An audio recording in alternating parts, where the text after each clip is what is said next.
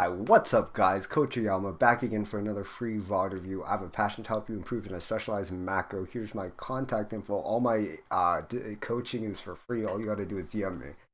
Here's my resume and whatever. Get right into the VOD review. But first, let's read the aforementioned note. So, from Spilo server, hey guys, I want to share this VOD with you and ask for your for this match. I'm plat 3 on average, but the rank was 4 with a lot of Masters players playing in the main role. Okay, nice. I felt pretty good apart from shooting a lot to the tank. Shooting a lot to the tank. I need to work more in it. Okay, knowing that probably I was lower SR in the lobby, so please any observation that you have will help a lot to keep improving. Thanks guys. So just right off the bat, one random thing that I want to say is when you're in a higher level lobby, down.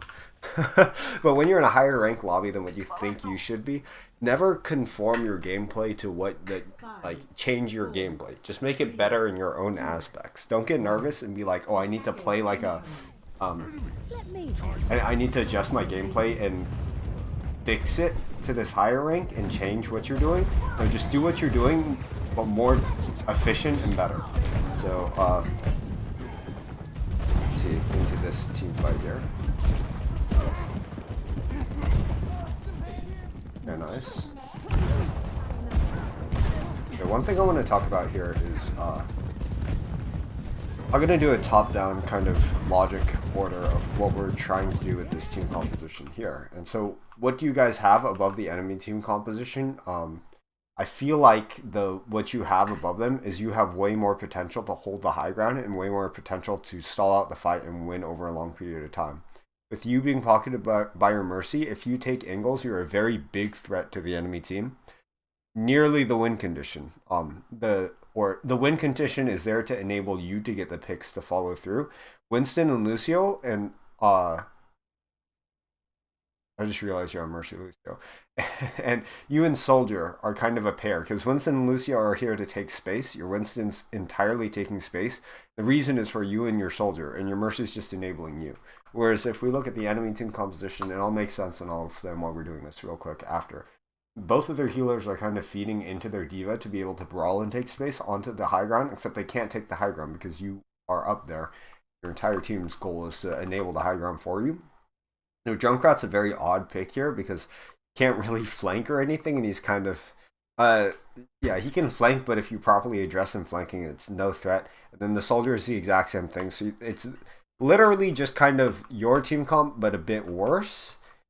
Yeah, the trade-off is that you guys do have a Lucio when you don't need a Lucio for your monkey on this map, and it's a bit less healing than if you had a break or anything else like a Q or Ana or a BAP.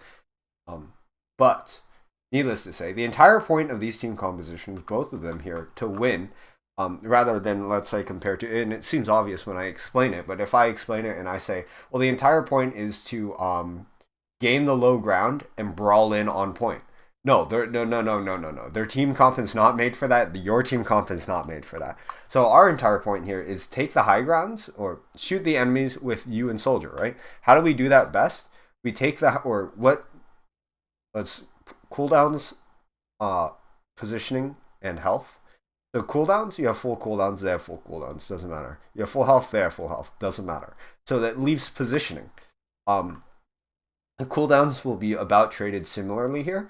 But you know, they'll use more cooldowns to get to the high ground, but the one thing you want to abuse is your positioning here, especially on Watch Point Gibraltar. High grounds, high grounds, high grounds, high grounds, high grounds, high grounds. The high ground right here is very important, and let me explain why. Because when they're going into chokehold, you deny this entire area and it becomes a kill box. This becomes an area that you can spam out, and you can move here as needed to mark or check the enemies. And if they go here, you're still on the high ground instead of fighting a level fight with the enemies. So you still maintain a position advantage with cooldowns, and they're going to trade more of their cooldowns and more of their HP to try to knock off your positioning. But when their cooldowns go down, when your cooldowns go down like a little bit, but then your positioning goes down, or it stays like even. Your positioning stays even unless they really use all of their cooldowns. Their health goes down dramatically, and your health barely goes down at all, and their position slightly improves.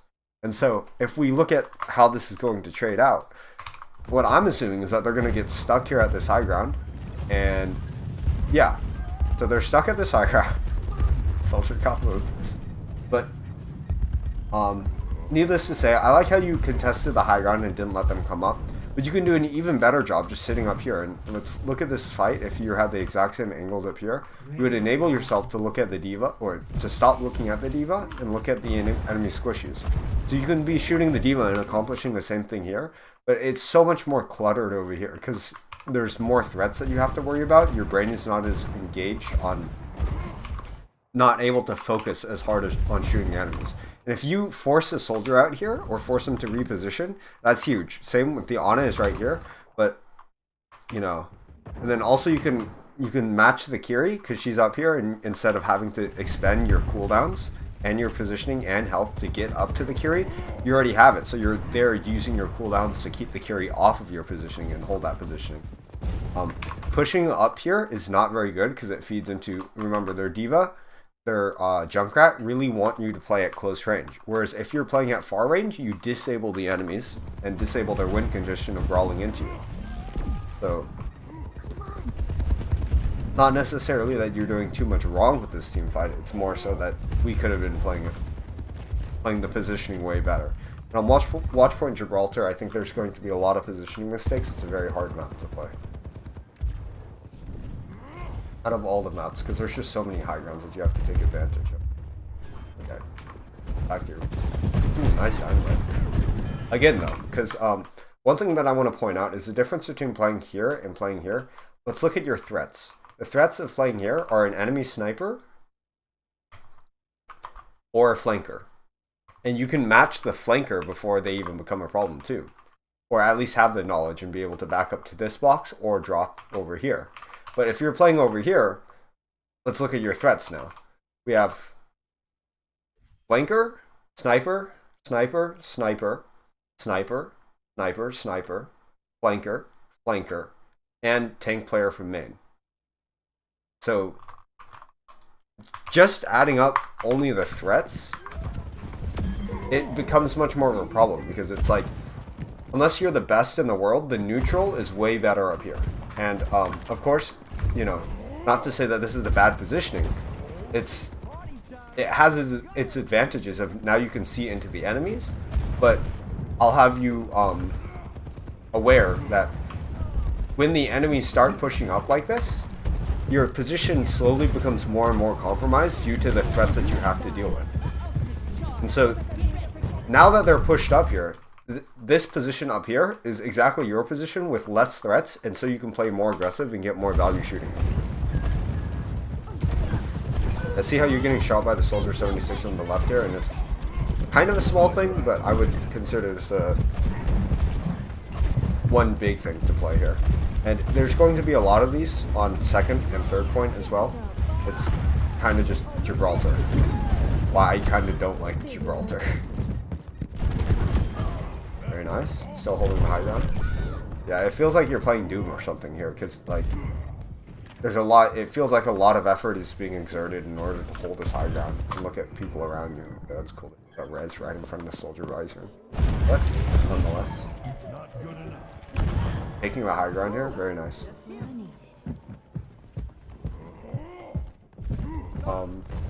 Looking at the ultimates, and it looks like they're not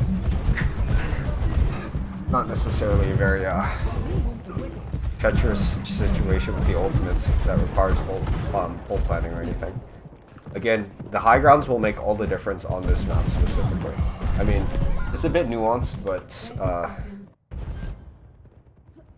positioning in the right place as a DPS player, or positioning in the right place in general in Overwatch, is very, very, very important.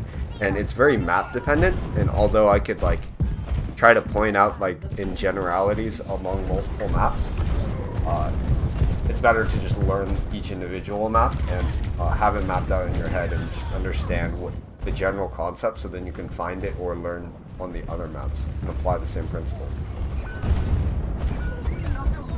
Very nice. I think your mechanics are pretty good. Probably more so going to be positioning and decision making that I'm going over, because I can see that you can aim on like Bastion. Okay, as soon as I say that, you start missing your shots on the Fury.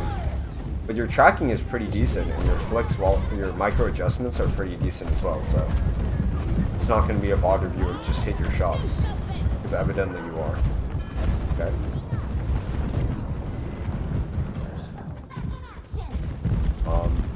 I don't like how you just ignore that Reaper teleport though. Because not necessarily that you're going to die from it, but you're taking a very high risk of dying. And so that's not very halal. Because if the Reaper was on you right now, which he is, now you're dead. Yeah, so audio cue is very important, but so that's just one small thing. It's like you need to just listen to the audio cue there and address the threat properly. Okay, two things. One, you can coach gun him off as soon as he's done teleporting, because there's a frame in which, or a couple of frames in which he's vulnerable, where you can, if you're a Widowmaker, you can headshot him or Hanzo, but you're probably not going to one-shot a Reaper in the head unless you're damage boosted or have, like, you know, damage boost window nano, or he's discorded, which probably isn't going to be discorded right out of teleport. But even so, it's better to maintain your high ground positioning advantage here. Yeah, this positioning is fine. I feel like also one thing that you do is you get a decent position and then you just never adjust to the enemies and never, where you're playing too statically. For example here, we're still playing in main even though there's a rush and a hog in front of us.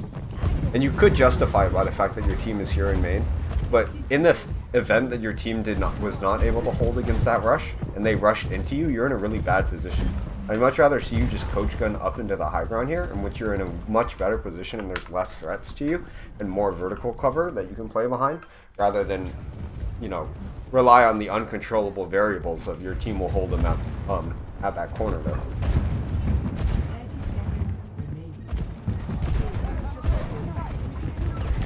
So this position is really good, but now I would be saying everything in my head is all my efforts, also listening to that Reaper behind you.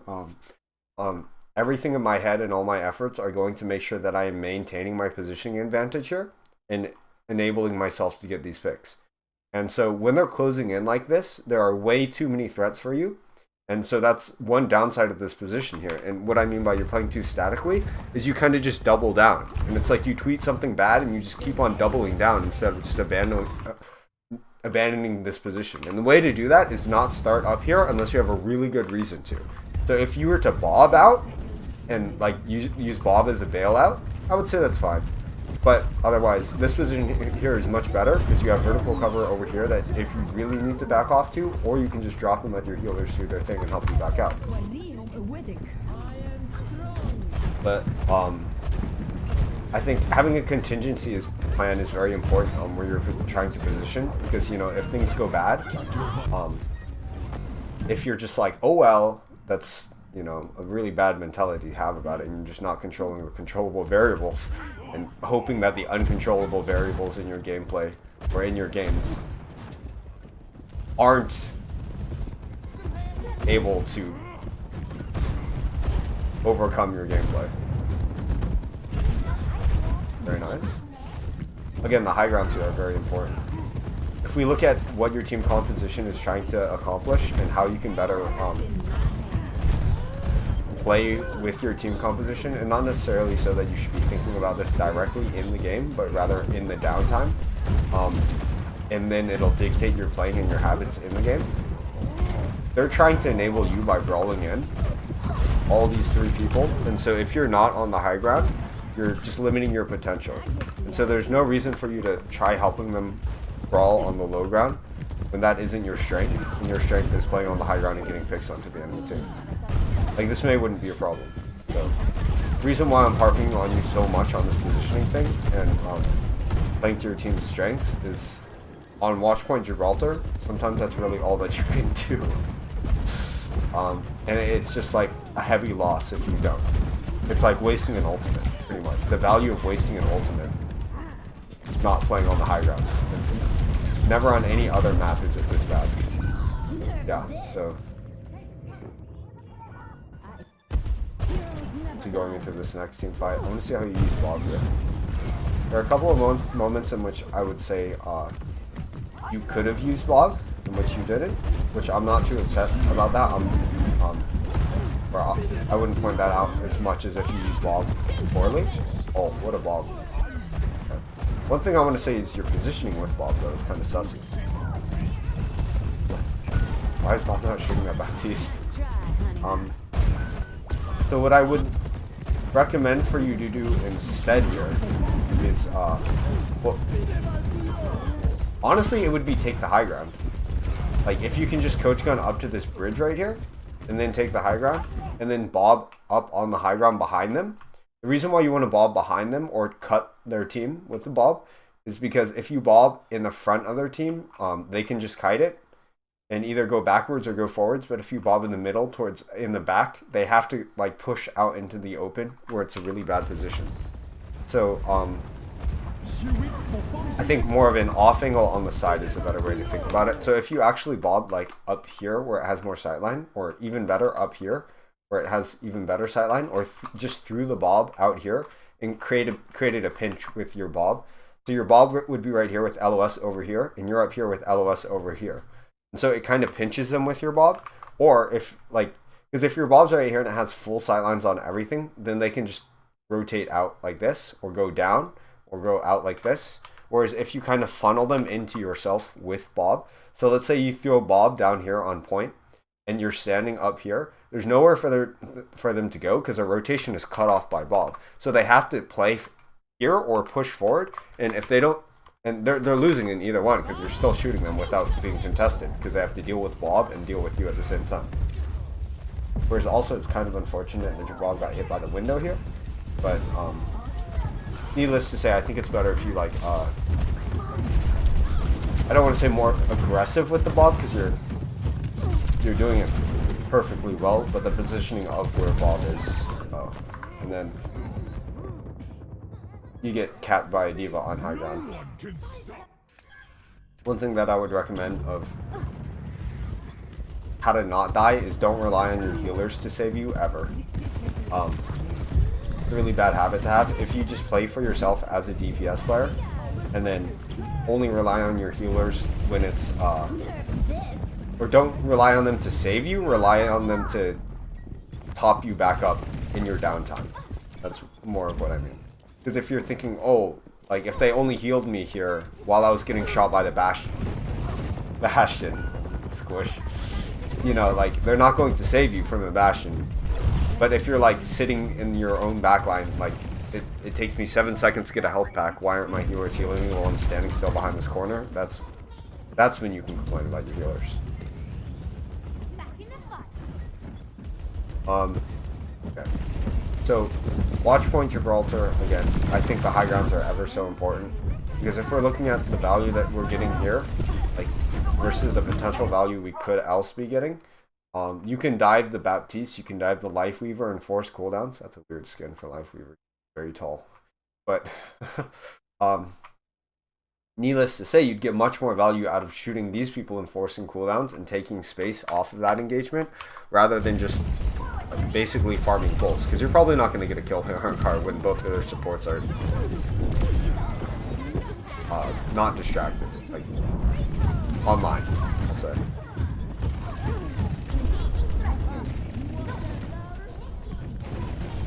Very nice. We got LOS soldier. Then situations like this where really there is no high ground because the fight is on cart and everyone is on cart and you can't take the high ground very easily. This is one situation where it's like, okay, where I won't harp on you for not taking the high ground. Anything about your micro that I can help you improve on? I feel like Tracer wasn't the main focus. How did you guys win that?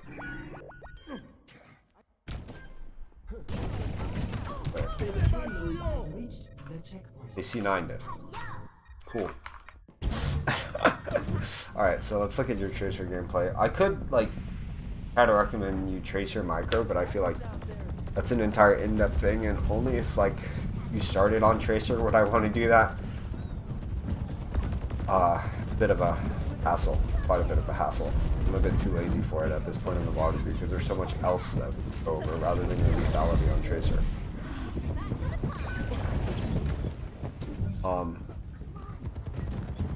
I don't want to recommend not playing a hero, but I will say Tracer is the hardest DPS to play. So if you're just looking to win and have an easy time winning, Tracer is not going to be the pick. Your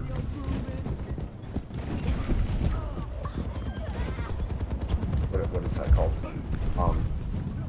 Relative value provided on Tracer at your skill level compared to on Ashe at your skill level, you're going to get a lot more value out of Ashe. Because it's just easier. You know, you don't have to land stickies. That's really hard. You just press Q for Bob. You don't have to worry about blinking and one clicking. You can just sit on high ground and shoot the enemies. But needless to say, if we're looking at the Tracer gameplay here, and I want to recommend anything to you here, I feel like you're playing Tracer like you would play Reaper in Brawl, or just a Soldier 76. To play to Tracer's strengths, otherwise you're just playing a crappy Sombra or a crappy Soldier 76 or a crappy Reaper because you don't have as much damage output. You got to use your blinks to be able to create kill potential in their backline or on the sidelines. So if there's someone who's flanking, or if you know you can isolate someone by flanking, you can use your entire kit to either get a kill or apply kill pressure enough to distract one or both of their supports or more people on their team to that fight. So for example, here when there's soldiers on the side, hard engage on the soldier and force them to trade their cooldowns for yours and leverage your cooldowns and make it a better trade for you. Let's say you only use 2 blinks and they use an entire on a Bionade, or they use like in an immortality field. That's so much, and that's how you play Tracer. Or if they don't use anything, you just one clip the enemy first because that's how you play Tracer. Oh, beautiful. That was a really nice full spell. But the way that manifests itself into these mid fights here is going very aggressive instead of just staying on card, and using your kit to go in and then come back and reset. So rather than just like one continuous flat line of energy into the enemy teams, it'd be more of like a go in really quick, stabilize, go in really quick, stabilize. Just drew out a heartbeat. That ass. And then I assume that you guys win this fight because it's just clean up. Yep.